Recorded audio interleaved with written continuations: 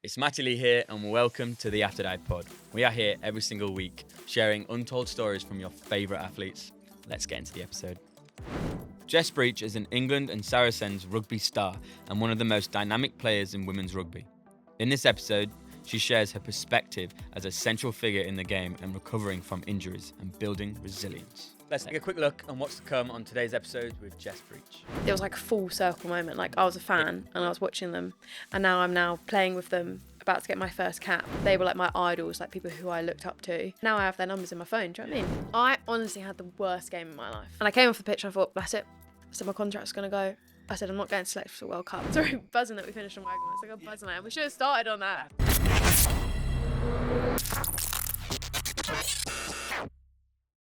Jess Breach, welcome to the After Dive. How are you? I'm good, thanks. Good. I'm excited to be in a bar. Yeah. Yeah. So it's a bit of a different setting. Yeah, definitely. Yeah. Being athletes, you're not really allowed to step into them. So it's kind of nice sitting in one with no one else here. It's true. Do you often go, do you get to go out much? Yeah, like I'm sure you know, like off season. Yeah. Yeah, you get to go out. And like weekends, you just have to be sensible, I guess. Mm-hmm. You know, don't get in the press, don't get jailed up. So Yeah. I feel like everything in moderation. Yeah, as definitely. well. You know, not during the week, not whilst training. No, yeah, not on a school night. Yeah. Where are you at in your season currently? We're about like mid-season in the Prem. So yeah, finished World Cup, had like 2 weeks off, which was a blur and probably not long enough. And then we went straight back into the Prem, really. They wanted us, I guess, to show face, to be like world champions back at your club. And then we got like a really nice time off over Christmas, basically had the whole month off. So that's really nice. And then, yeah, rest of the Prem and then go into Six Nations in April.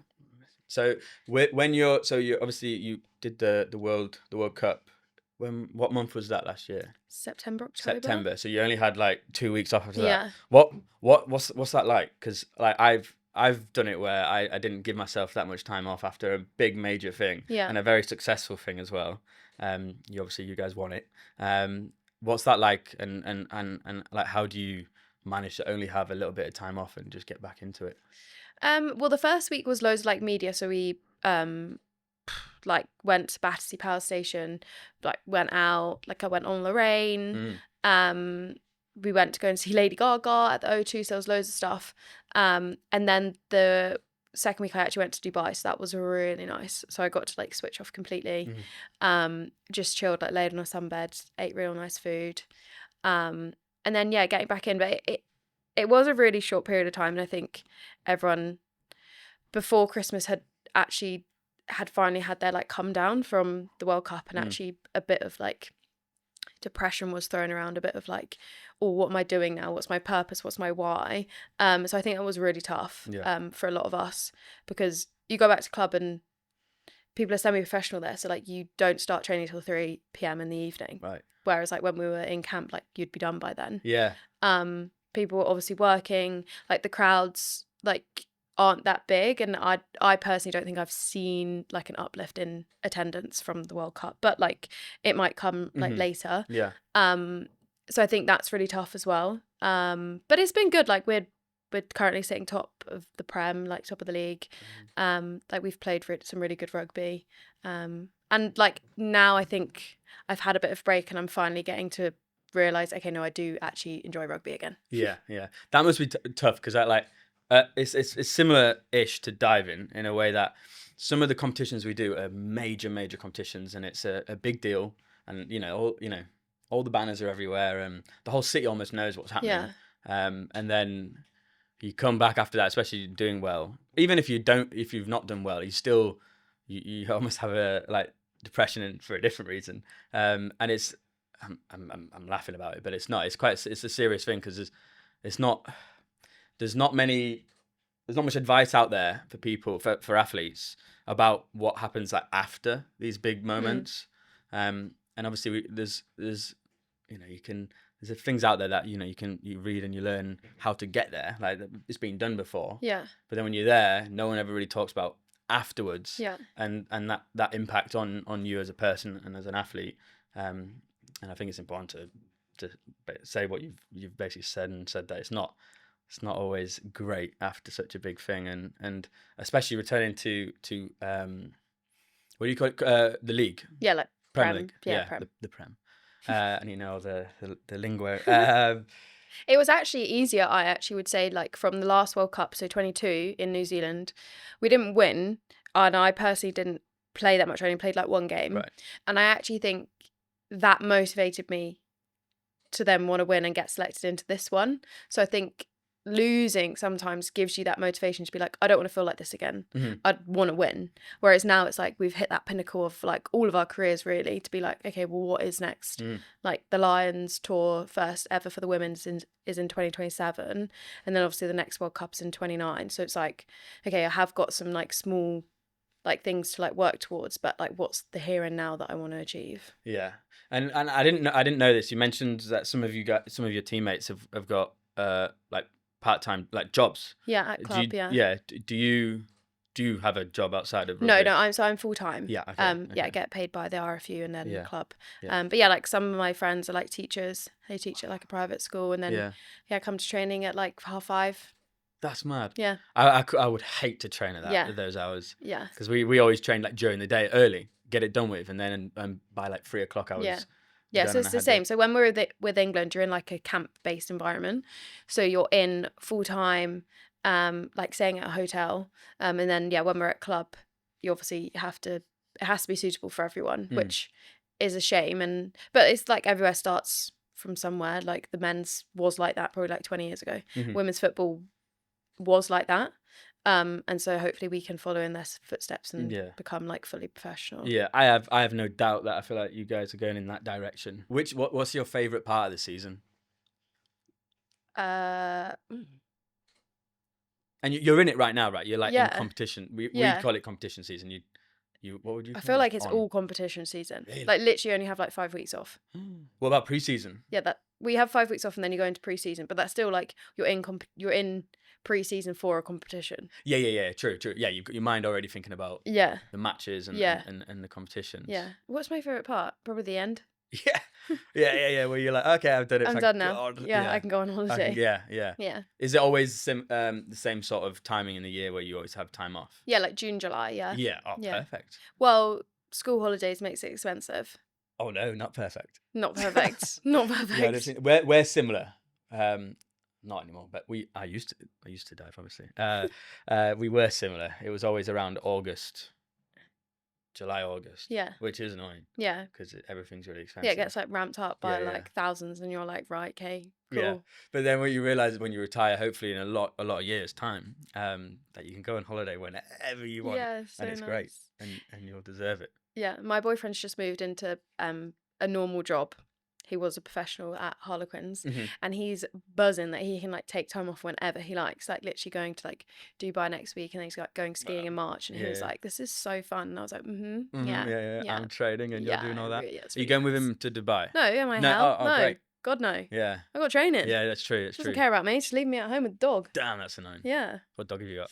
A working cocker spaniel. He's so cute. Nice. I want a dog, but I don't have one. He's black and tanned. He's really cute. Yeah. I like it. You should get one. I should. They're good companions. Yeah. And my girlfriend travels a lot for work as well. It's like we swap places. Like obviously I used to travel loads with my work, and now I've stopped. I met her just before I got injured, which is really annoying. She never really got to see me actually compete, which is really sad. But she's always away, so I feel like I need a dog. But I said to her, the only way I'd ever get a dog is if you just surprise me with one, because I think the logistics of thinking, well, let's get a dog, I think it's too much for me. Like it's almost like not worse, but more than having more responsibility than having a baby. I mean, my sister-in-law definitely says that, but you can leave the dog, you can't leave the baby. No, yeah, true. Like I've left him. Do you know what I mean? Yeah. He's just lying on his bed. Yeah, and he's fine. Yeah, well, I couldn't do that with the baby. No. I'd be getting definitely the police round on my door going. Yeah, we don't want that. No, I wouldn't leave my baby. And I would, like we wouldn't do that. No. But like, I feel like if you go to a restaurant, you have to take the dog, and then. No, you don't. You don't have to take the dog. True, you can leave it at home. Yeah. Yeah. True, and I don't go out that late anymore. Yeah, so you need a dog. Yeah. I'm always home at least by 12. I'm a type A person, so I couldn't have that surprise. Really? Yeah. Type A, what does that mean? like you're organised. You need like kind of a bit of structure. Yeah. Like you know what like structure. you're doing. Yeah. But like I don't really appreciate surprises because I like to know what's going on. Know what's going on, yeah. Because I feel like I'm really outing myself now, but have quite high standards. So then if like it's a surprise but it's not at the standard that I would want, I'd be like, well, what? It'll be obvious on your face. Yeah. Yeah. Damn. See, I love surprises, but never really had any big surprises given to me. And I keep saying that to my girlfriend. Well, maybe my she needs mum, to listen like, to growing this up. and like maybe after this she'll get you a dog. Yeah. What dog would you like? Go on, sell it to her. Oof. Well, she's got a Frenchie in her family. Okay. And she's called May May. She's the cutest little thing ever. And she doesn't bark that much, so she's not loud.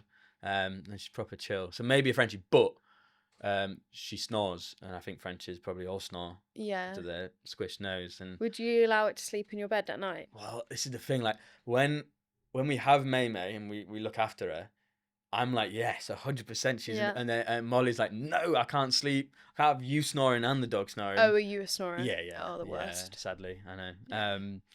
But yeah, you can't have two snoring people in the bed, and not people, one dog, me. So yeah, she wouldn't allow a Frenchie, I don't think. But I would like it to sleep in the bed. But then sometimes you want to really spread out and have one of those night sleeps. Well, I'll give you. Alfie doesn't sleep in the bed with me and my boyfriend. Fair, yeah. He sleeps and it's great. Yeah. In the morning, do you wake Alfie? Yeah. Wake Alfie up and then he like comes into bed. Yeah, he's allowed that. Yeah. Yeah. And like at night like he'll like be on the bed and then we're like, come on. Yeah. And then So he's quite trained. Great. Well, if my boyfriend was here, go absolutely. Well, he is he's like I reckon like 60-70% trained. Okay, fair. He's a Cocker Spaniel, like he's got craziness in him. Yeah. He's meant to be taught stuff. Yeah, right? He's meant to be working on a farm collecting pheasants, and he's not. He's chilling on a bed right now. In a house in Surrey. Yeah, he's living his life. Oh, I love that. Right, off dogs. Yeah, sorry. No, you good. Is rugby in your family? Like, does anyone else play rugby or coaches rugby or just in the industry? Yeah, my dad and my brother. My dad and my brother both played for Chichester Rugby Club, which is where I started and grew up. My dad was in like the first team. My brother he's 2.5 years older than me, so 3 age groups above me. Yeah. I was super, super sporty. Like did any sport that like I possibly could. So it kind of annoyed my brother that then when I would go to his training, I'd like kind of want to get involved. So he was like, you can just join your own age group. And then I did really, and then just never really looked back. Yeah. I thought, well, while I'm there, I might as well try. Yeah. So did your dad just play it recreationally? Yeah. And same with your brother? Or Yeah. Yeah. I have the highest honours, if that's what you're asking. Nice, love that. Yeah. Same. Yeah. But I'm not that. I definitely don't go boasting. I'm sure you don't. Well, No, maybe I you do. I do to my brother. Yeah. You should. Yeah. He thinks he's faster than me though, Yeah. and we still haven't had a race. And this isn't me outing him to have a race because I don't want that. But that to be fair, my dad and my brother are very speedy. Okay. And then I get my competitiveness from my mum. Oh really? Yeah. Was she involved in any sports? She likes to say that she's good at swimming. Yeah. My mum does that. But my mum was a lifeguard when she was really young, and then I think did a bit of swimming. So that was her sport. Yeah. And my dad never knew how to swim. And he never did any other sport. So I don't understand where my like sporting. Well, my great grand, somewhere down the line, they actually dived. Oh wow. But back then it was like, it wasn't obviously the way it is now. Like diving's is a modern sport compared to rugby. Yeah. And it was like a long dive plunge thing. Oh wow. So it was like, and it was at like some mad private school. It's still there. And there's a plaque that says his name and that he won this competition. Cool. But maybe it's just from him and it just got blocked out until me. Did you do gymnastics then? Yes. Okay. Yeah. Gymnastics before I did diving. Yeah, like I did like, you know, the when you're like a toddler and you do like toddler. I feel like there's a name for the toddler gymnastics. But no, I can't think of it. I know the rugby one, but it wouldn't make sense if it was gymnastics. So. No, what's from rugby one? Rugby tots. Yeah, it's something tots. Gym tots. Gym tots. There you go. Gym tots, Yeah. And it's where you just roll around and stuff. Yeah, and it was great fun and kind of then got quite good at gymnastics, but gymnastics was brutal. Yeah, I did gym. Did you? I got my like teacher. Coach. Yeah. She basically was like, said to my mum, "Oh, Jess needs to come in the morning and in the evening after school." My mum was like, "She doesn't have time for that. She does everything else." And she was like, "Well, if she wants to be good," and my mum was like, "She just enjoys it. She she has no competitive ounce in gymnastics. She just enjoys it. Like I used to love tumbling. Yeah. Love tumbling. I also read up that you did hurdles. Yes. Yeah. And athletics. Yeah. Was that like, were you doing that alongside rugby? Or Yeah. Until what age? Like 18. Okay, wow. Like, it's quite, I literally was, the decision was, do I want to be a hurdler or do I want to be a rugby player? Crazy. Because where I train at Saracens, there's a track that goes round, and like at night, like there's people hurdling, and I'm like, oh, that could be me. Do you miss it? I really do miss it. Wow. Yeah.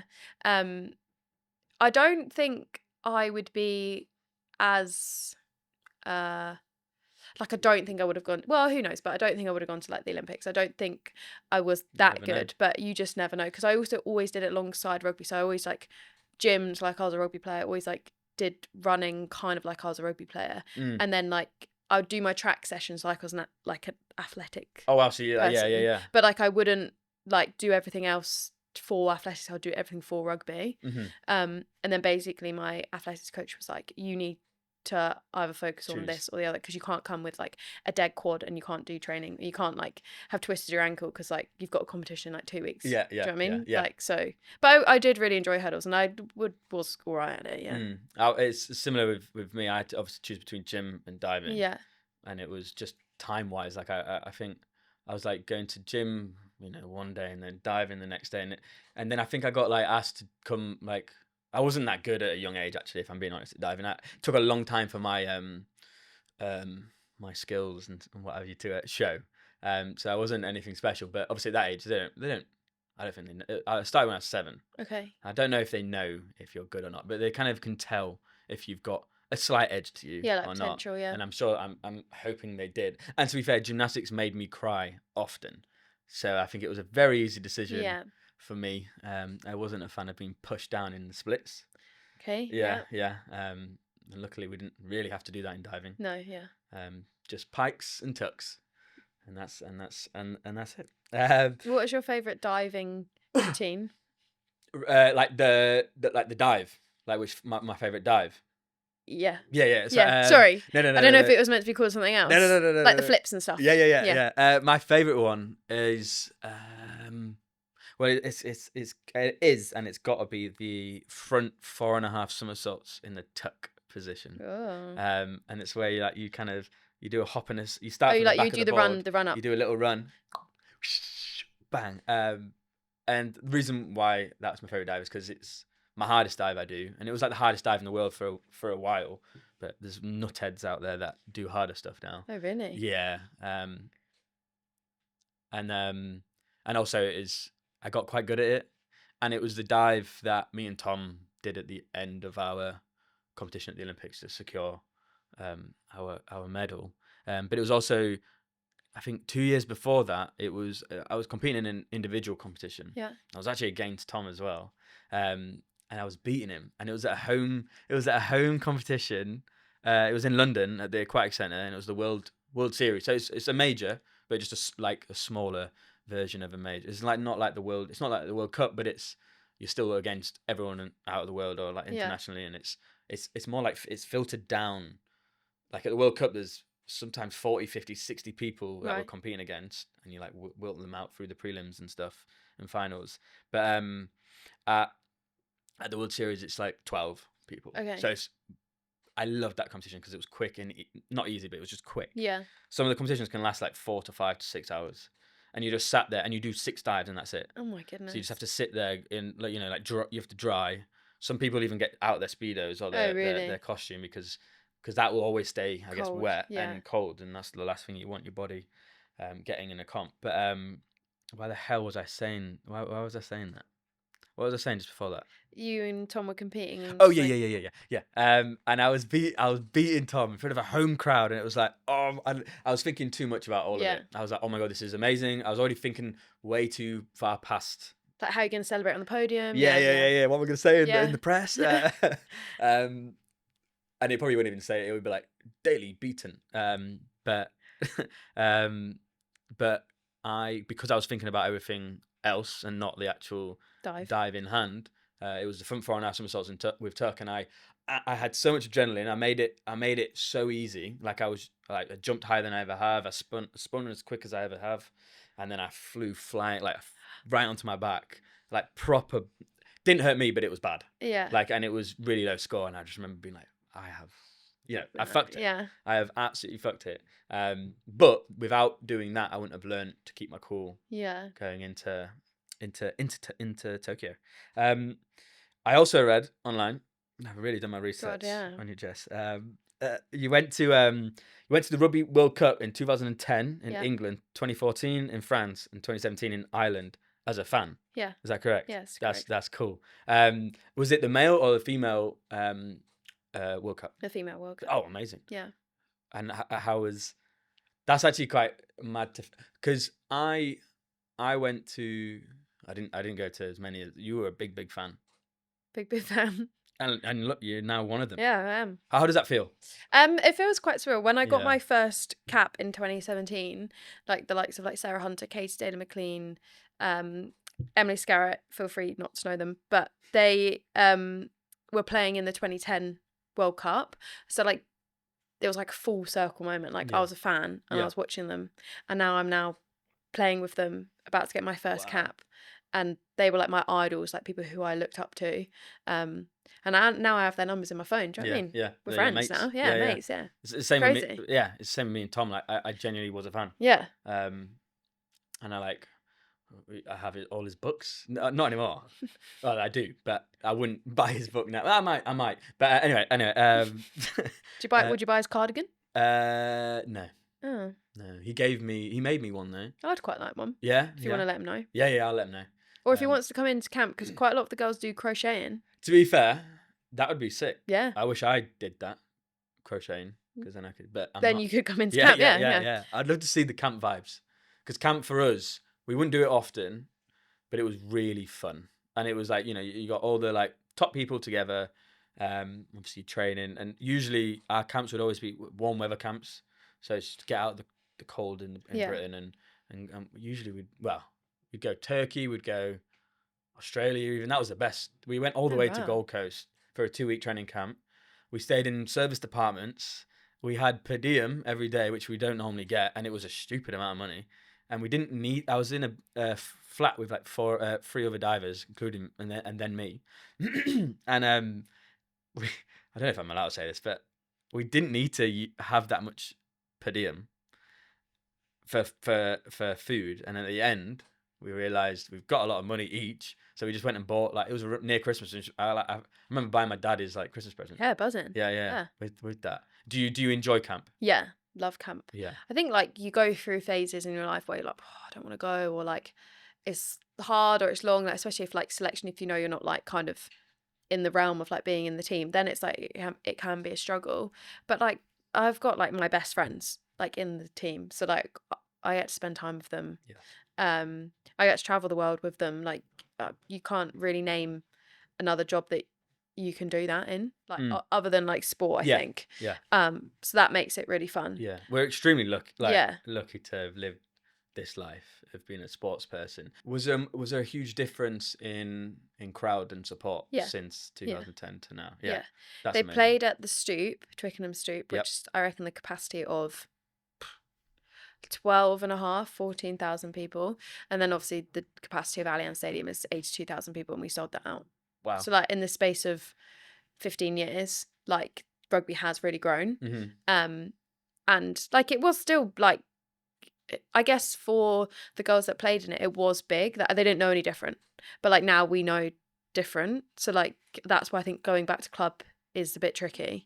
And like with the Six Nations coming up, we're playing Ireland at Allianz Stadium, and we've already sold like 50,000 tickets. Wow. So like we're only in like end of January, February. So like we still got like 2 or 3 months. So I think like the scope of the game is getting like so much bigger, and like people do want to come watch us. Like I think where we differ from the men, we are entertaining. And it's not like throwing dirt at the men, but we just showcase a different style of rugby. Like we express ourselves. I think we're more you show more personality on the pitch. And like we're more accessible as well. Like we'll spend like an hour after the game like actually engaging with fans, and like we're okay with that. Like, Yeah. that's fine. Yeah. So I think people want to come to watch us because they're like, oh, I might get like 2 You minutes probably get with. to meet them. Yeah. Yeah. Yeah. Yeah, it's beautiful. I always find with fans, especially in rugby. So I'm from Leeds. Yeah. And rugby league is big. more prominent in Leeds. But a lot of my mates, my best friends, my closest friends, a load of them are like rugby guys. And they all played when they were younger. One of them was union, and then the other was league. The two others were league, and they always used to like fight against each other. Who's like, better? Who's better and all this stuff. And then obviously, I don't get that. No, I don't get it. Yeah. You're doing the same sport. There's space for both as well. Like, relax. Yeah. Would you actually no? Would you call it the same sport? Or is there like some people are like, no, league is different? I don't have an opinion. Yeah. So like, I wouldn't comment because I wouldn't want to get hate. No, I wouldn't want to get cancelled off the first episode. Yeah, true. But is there players that play both or have transitioned over to the other? In like other countries like Australia and stuff, the NRLW in Australia is a massive like women's like rugby league, like loads of money in it. So a lot of girls go from like union to league to like sevens because that's really big in Australia. So like other countries make it big and like you can cross over. Yeah, okay, that makes sense. And with fans, I always found that in Leeds, I remember being at the Box in Henley, which is like a bar, and there's just and it's right near the stadium, and there's just always Rhinos lads in there, like they're players and stuff, and that's in my head, that's like I see them more accessible than most other sports, and I think that's probably true. But I think being accessible to the fans is really important because then you're more relatable and you're not just some star that's untouchable. Yeah, you want fans to come back. Back to watch you, back to like relate to you, and I think that's really important. Yeah, and I'm like obviously in 2010 you were there like cheering on the team as a fan, and then obviously now you're on the team and there was people there cheering you on, and obviously back then you obviously looked up to and then you said like you now know them, they're friends and stuff, and there'll be and I love always thinking about this. There'll be young girls that were watching you at the World Cup and they probably will play with you at some, you know what I mean, like in the future. Maybe it depends if I carry on. Fair. Depends if I retire before that. Yeah. I'm not sure if I like, even now, like some of the girls that have come into camp, like we had one literally like a couple of weeks ago. I feel old, and I'm not. I'm 28. Like I'm not old. Yeah. But I feel old now because they're like, oh yeah, I'm like 19, 20. I'm like, pardon? Yeah. I'm wild. like, what? But I was that age when I came in. Yeah. So like it's like gone like full circle moment, which is like really nice to know that like I'm still in the setup and like I can be what they like, the people who I looked up to for them. Yeah, that's really nice. But it is crazy like when they say what year they're born, like that trend that's going on. Yeah, it's always like 2005. I'm like, what? I remember that. Like I remember 2005 and like watching, I don't know, SpongeBob. And they were just being born. It's scary. Yeah, it's scary. I will be 28 very soon. And I don't feel old. I still feel like I'm 22 or 21. It's COVID. You can take 3 years off your age. Oh, amazing. Yeah. Love that. So I'm 25? Yeah. Love that. In the prime of your life. Yeah. 23 was my prime, diving-wise. Yeah. So if we could just, maybe 4 years off the clock, and then I can go back to my my prime. Obviously, your England debut was in 2017. Yeah. Your first touch of the ball, you score a try. How do you even come away from that? And you went on to score just 6 more, or from that 5 more, so 6 in total. Yeah. How do you even come away from that? Obviously, you're buzzing because you've just made your first cap. Yeah. What is the cap, by the way? Is it like an actual physical cap they give you? The first one, yeah. You get first, yeah. Yeah. And do you have that at home? Yeah, it's in a framed. It's in a frame with my shirt. Yeah. A photo, and I think that might be it. Maybe a medal? No, I think that. Yeah. I love that. But yeah, what's that like coming away from? Obviously, you're buzzing because you're like, I've just gone to my competed in my first or played in my first match for England. Yeah. And you obviously you basically start on a high. That's tough because obviously you part of your head's like, oh, well, I need to keep this going, but obviously part of it's like, well, no, like I can breathe a bit, like that like, and almost the expectation now. Yeah. How was that to deal with, and did you like struggle at any point after that? Not like immediately, Match. not after No, you were buzzing, the right? the first game I was like, what has just happened? Yeah. Like, I think I also don't even believe it now. I'm like, that surely didn't happen. Like, that's like Yeah. a para-universe. Yeah. Like, that's not me. No. That's not the Jess now. I have that. Yeah. I look back at stuff and I'm like, I don't remember. No, that wasn't me. Yeah. Yeah. But then I think like my second cap, which was 2 weeks after, Yeah. I scored them 5 tries. So I feel like then that makes me then think, oh, okay, maybe it did happen. Yeah. But I think only more recently, like in the last like 4 years, I'd say have I like really, or 5 years, got to terms with like non-selection, like being disappointed, like having a lot of pressure. Because the game's got bigger, the game's got better. There's more people in it, like girls and women that want to participate. Like you have a lot of people like on your heel. So like it's not that it was easy back in 2017, but it's different now. Yeah. 100%. Yeah. Yeah. That's well, it's tougher to have. It was always. I remember after the Olympics, I didn't like the feeling of being an Olympic champion because I'd never saw myself as good enough, if I'm being honest, to be an Olympic champion. And when it happened, I was obviously like you said, that wasn't me. Yeah. Like, it didn't feel like it was me. But obviously it was, and it was you when you did that. But everyone's on your heels now. You're the what's the word? You're the champ. Yeah. Like, so going into the next season, I'd like that feeling of it's a different sort of vibe. Like, I'm not chasing something, I'm being chased now. Like, people think, oh, I like it. And especially like if I dive terribly, like people would be like, oh, you're shit. Yeah. I thought you were good. Yeah. And it's like, no, like everyone's allowed like a terrible. And to be fair, in diving, and I don't know, maybe most sports, like you probably have more bad performances. 100%. Yeah, then good performances. In I think it was last year, maybe the year before, we played France away. It was a Grand Slam game. Yeah, 2 years ago. So 2 years before the World Cup, like 18 months before the World Cup. Played away, like the France crowd is like hostile. They like boo you. It's like terrible. Damn. I honestly had the worst game in my life. And I came off the pitch and I thought, that's it. I said, my contract's going to go. Wow. I said, I'm not getting selected for the World Cup. My parents were like, it's like 18 months away, like, relax. I was like, no, I'm telling you, like, that was awful. Like, I don't even know why I was on the pitch. And anyway, then the coach then spoke to me like a couple of months after. He was like, what happened? And I said, I don't know. I said, I can't tell you. He said, well, what process? I said, nothing in my day changed. Like, literally nothing. But I'd played like every minute, basically, of every game in the Six Nations. So I think maybe a bit of fatigue, maybe a bit of like, oh God, like, can this be over? But like, it is hard. And I was like, okay, well, that is not happening again, because I don't want to get to the World Cup and then play like 3 games, have a dip, and then he's like, right, bye, like you're not playing now. So I like, again, like that really made me work on myself, work on like my motivation, like my fitness, I guess. But it was so surreal, like coming off the pitch, I was like, that's it. I was like, just rip my contract up. I'm not going into camp next. Wow.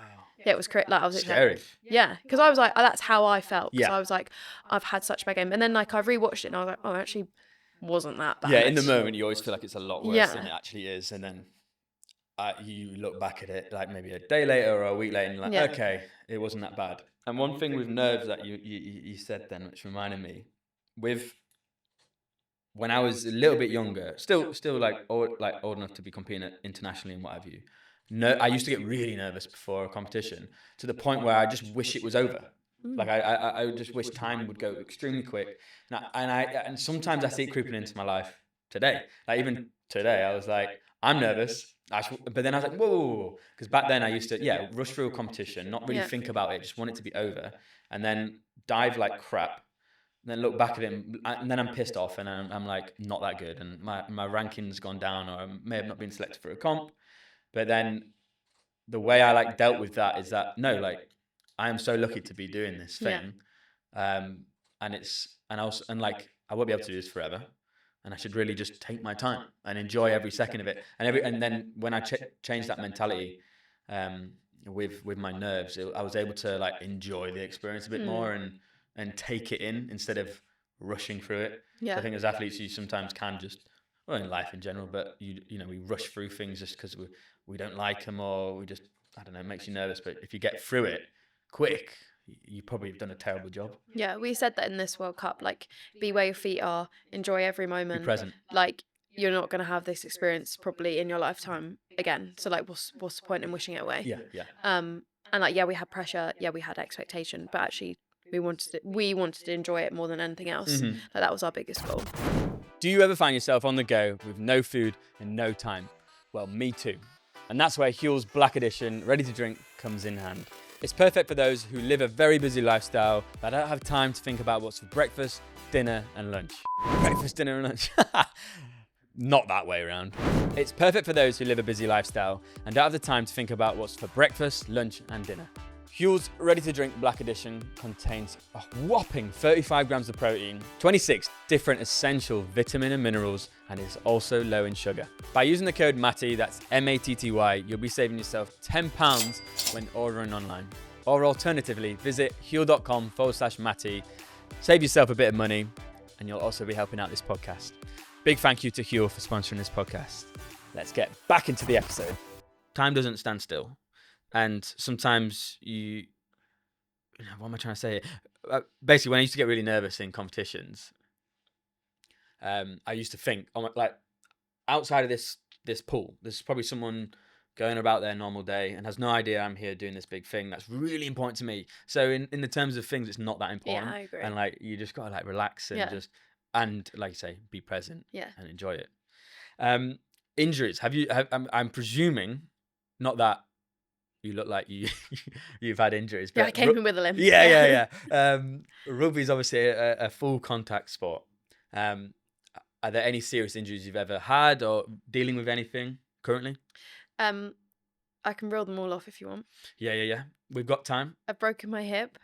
I've broken my back. Oh shit. I've had ankle surgery and I've had shoulder surgery. Oh right, yeah. They're big ones. Yeah. I broke my back too. No, I didn't. I had a herniated disc and I had to have surgery on it. Oh, that's what ended my career, sadly. But oh, that's not nice. Is that all in rugby as well? Yeah. Wow. Yours. How do you like? Obviously, injury is part of being an athlete, and it's inevitable. And some people are just stupidly lucky, where they don't get injured that often, and you can even try everything, but they will they do come into your life and your career. How do you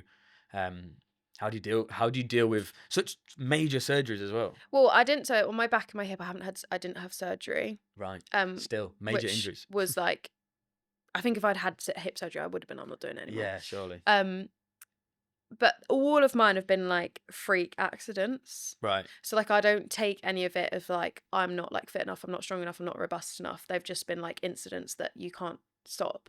Like my shoulder, like it was in a tackle, I was like, oh, that's sore. And then like I continued playing next couple of games and then I scored a try outright and it just like was like, oh, that's not good. And then my ankle again, like I was doing a try saving tackle, like twisted around, just twisted my, like, do you know what I mean? You can't, like you can't do anything about that. Yeah. My back was like a direct trauma. Sorry, I love using the word trauma. Because it makes it sound really like big. Bad. Yeah. It was like a direct trauma, like knee in the back. Like I got up and I was like, oh, that really hurts. But you know when you get, I don't know, but like a dead leg. Or yeah. That's what it felt like. I was like, oh, I haven't had one in years since I was at school. And I was like, oh, I've just got a dead back. Like that's fine. And then I was like, oh my God. I was like, I'm trying to like even walk. And I was like, I'm struggling. And I had to say to the physios, it was just in like a training. Yeah. And I was like, I got to get off. And I laid down and I was like, I'm so uncomfortable. Like that whole day or like afternoon was like such a blur. Then I think no one knew the extent of what it was going to be. So then I like walked to the car, got in the car, then got to like the physio place, walked from, and then they basically were like, oh, you need wheelchaired out. Yeah, you need to be able to walk to the toilet. And I was like, now I can't, like, because like I guess the adrenaline or like everything got me to the place where I would like needed to be. And they were like, right, you need to go and walk to the toilet. I was like, can't. So then ambulance came, and then I had what's it called, like a canister. Yeah, the thing that gets if you need drugs. Yeah. But they put that in and like literally like blood just went woof, everywhere, and that's all I can remember. And then I was just in this ambulance like, oh no, what is my life? Yeah. I was like, what is happening? Blood flying everywhere. Yeah. Laid down. Yeah, I was like, okay. And then I went to hospital, and then basically, I'm sure you again agree. You have a doctor with you at like camps or like internationally. So we went to hospital. It was in England, and he was like, she needs a CT scan, and they were like, no, we're not doing a CT. And he was like, no, I'm telling you, if she has an X-ray, it's not gonna. We need a CT. Mm-hmm. Well, like the person that does that isn't really here, so like, and he was like, just get her a CT scan. Like, Just come do it. on. Yeah. Anyway, they did that, and at that time I was like sat up because that was the most like comfortable position. They came like in, they were like, lie down, lie down, lie down, and I was like, okay. And then they obviously told him, and he was like, right, okay. So then he told me, and I was like crying because I was like, that's it, I'm never gonna do anything again. And then like obviously the recovery was like shit, and then my hip was actually more recent. It was only a year ago or 2 years ago that it like actually like happened. Right. But again, it was just like a overload injury. Mm-hmm. Like played on it, got player of the matches like against like New Zealand, like one of the top teams, and With then a broken hip. yeah, and then came home, and then they were like, damn. where are you? When I got my results, I was like, oh, I'm just walking the dog, and they were like, we need to go on crutches like immediately, and you're Yeah. going to be non-weight bearing for 6 weeks. I was like, pardon? Damn. Yeah, That's not what you want to hear, really, is it? mental. And I think it's important to talk about because we're obviously we're role models, so we obviously a lot of people look up to us, and I think it's really important to set by example, and I'm sure you already do. I mean, you do that already, and I can tell, and I try my best too. But let's be honest, being in a pair of Speedos on TV, on the camera, on my Instagram, like it, I'm very vulnerable. Yeah. And people out there can tell a very slight difference about my body, or there's no difference, but they'll still make a comment. And it's probably, I think part of it probably comes from social media.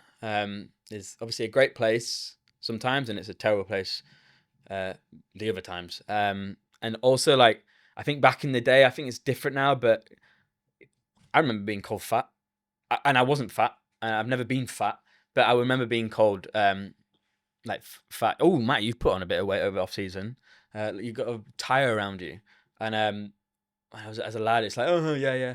And I always knew I'd burn it off as well, because luckily my job is to train, and it's a lucky thing to be able to do. And like hindsight, thinking about all of that, those two exact things, social media and being told that by like senior people, are probably the reasons why I had body dysmorphia. And obviously, yeah, and as I said, social media is not very helpful. Does being an elite athlete, make you more confident in your body or more critical? I think I have learned / still learning to be confident within my body. I think society tells you to look, feel, act a certain way. Rugby, I guess, rebels that generally. Like, you know, people don't want women to play. People don't think women should play. So I think like I'm in a sport that people actually think that is rebellious anyway. Yeah. So like they're not like reforming to society, I guess, in the way that I look as like, I guess, part of that. But I think it is really hard. Like I did gymnastics, obviously, like when I was younger. You wanted or had to be like sick, skinny. Oh, like, yeah. There's this picture of me, and I probably definitely had a form of anorexia. Like nothing on my parents, nothing on No. like my upbringing, but I just did so much sport, so much sport that like you could probably see like so much. That I was in. I did triathlon as well. I was in like a swimsuit. God, you did it all. Had like a tri belt around me, and I literally there was like just bone and like skin.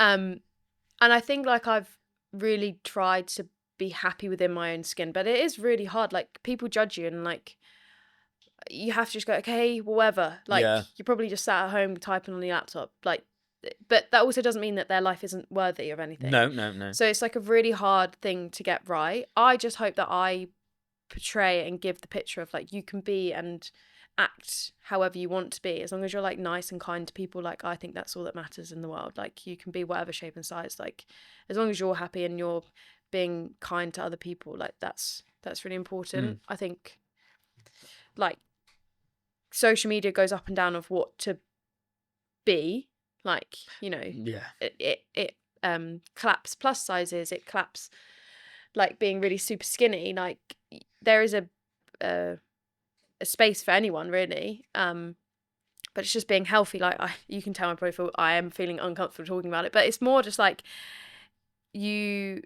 I have to be and look a certain way to do my job. Your body is a tool. It's the money maker really at the end of the day. So if I'm not going to the gym, if I'm not like eating the right stuff, like I won't perform. And I went through a really dark time when I was in the sevens program, didn't eat because I needed to be really, I felt really skinny to then be really good. Yeah, and sevens is where you have 7 people on your team. It's a lot quicker, yeah, a lot more demanding on the body, right? Yeah. But then I couldn't train as hard. No. But then I couldn't work out why, and I couldn't work out what was going on, and I lost so much weight. But then I looked at myself in the mirror and I was like, oh, I look nice. But I look nice? Yeah. Who's telling me I look nice? Social media? Well, why? That's because it's telling me that that's right, but it's not. It's wrong. So I think, it's being comfortable and happy with who you are, and just being comfortable and happy with other people. Yeah. Yeah. Well, you bang on there, and I appreciate you talking about that. And it's not what I found as well. Whatever shape I'm in, someone will have it's not good enough. 100%. So it doesn't matter.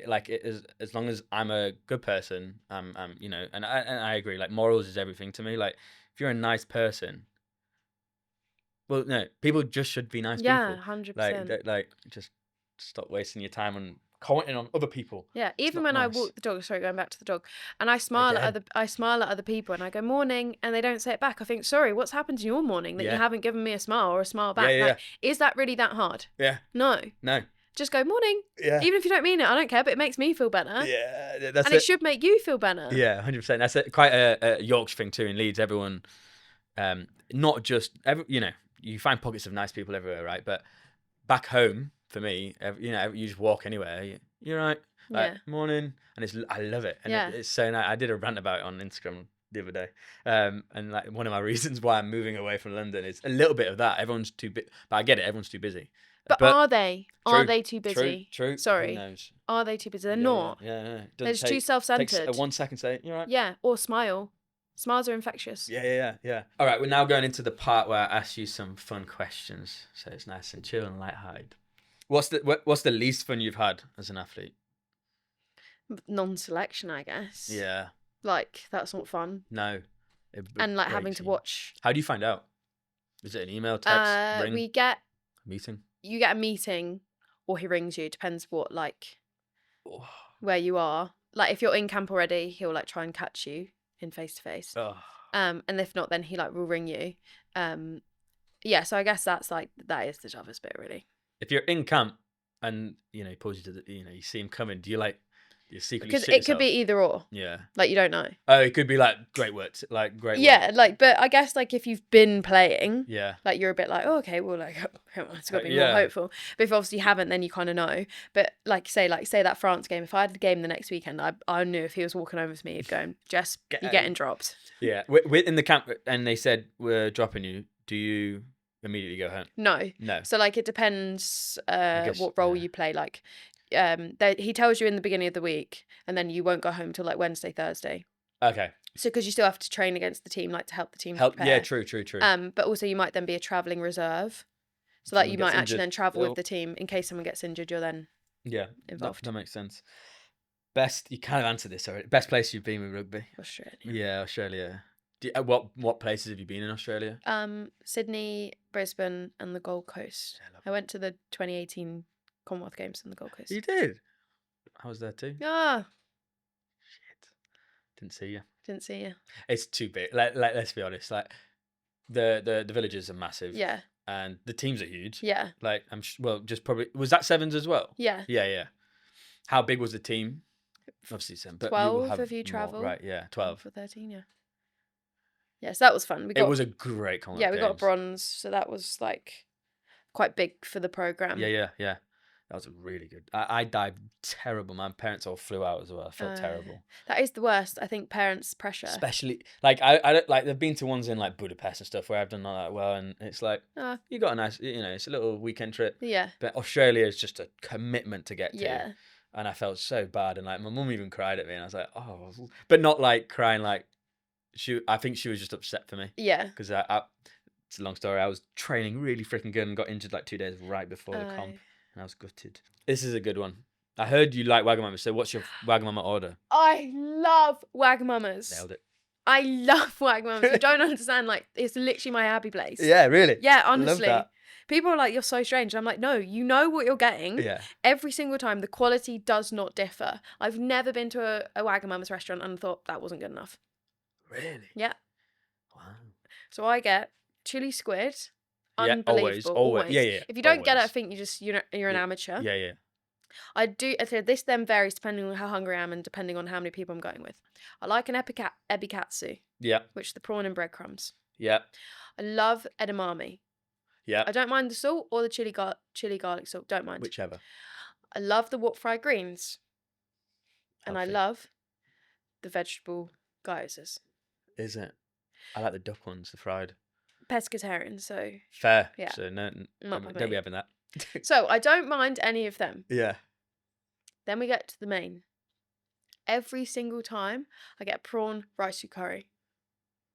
I remember that came on the menu for the first time when I tried it. Oh, It's really good. And should I tell you what? If your podcast gets more views and hits than mine, I will out them now. They need to bring back the prawn ramen. The prawn ramen. Prawn ramen. They The have to bring the Wagamama's. prawn ramen back. Prawn ramen. Bring It back. was elite. It was so I good. never had it. Prawn So good. ramen. What do you get? I get. If you're going to say you get a katsu curry, I think I'll leave. No. no. To be fair, no. I like a katsu curry. Yeah, Who doesn't? who doesn't? Who Yeah. doesn't? It's great. But I like Wagamama's is like a. I remember going to. It was like my first ever restaurant I went to. As like without my parents with my mate. Yeah. And I remember it was in Leeds, and we went upstairs to the Wagamama's in Trinity, and which is the shopping centre in Leeds. But usually I'd get. I wasn't that. Oh, I'm scared to say. No, chili sorry. squid. Yeah. Always. I love the dip. Oh, the dip's elite. They need to sell the. That's also what they need to do. They Yeah. need to sell the dip. Uh-huh. They need to sell that Yeah, they should. separately. I don't know what it's like water, but it's so nice. No, it's like vinegar and Yeah. But it's not like coriander. it's not gloopy, No, is it? It's so like quite good, light. yes. Always My mouth's then. salivating right now. Yeah. Same with it. To be fair, should we go Wagamama's Yeah. after this? Duck, fried gyozas. Yeah. They're elite, and the dip is also very good. And then probably chicken and prawn. It's Yakisoba? no pad Pad thai? thai. It's so basic, It's all right. but I like it. But to be fair, every time I go, I don't go often. It's quite rare I go now. Really. Yeah. Should I tell you what you need to do? You need to get the Soul app. So then you get stamps. So I'm really selling it. Yeah. You get stamps, and then every 3 times you go, you then get like a side or like a main off. It's a good deal. Damn, yeah. Yeah, good deal. It's a very good deal. I think that's a very good order Yes, as yeah. well. I might try it out. Sorry, buzzing that we finished on Wagamama. It's like a Yeah, buzz now. yeah, We should have yeah. started on that. I know. But I appreciate your time today. And I've hoped you have fun. And it's really nice to meet you and talk to you. And feel like you've inspired a lot of people. You've inspired me. So thank you, Jess. Thank you for having me. Of course, anytime. That's it for today's episode. I will see you guys next week.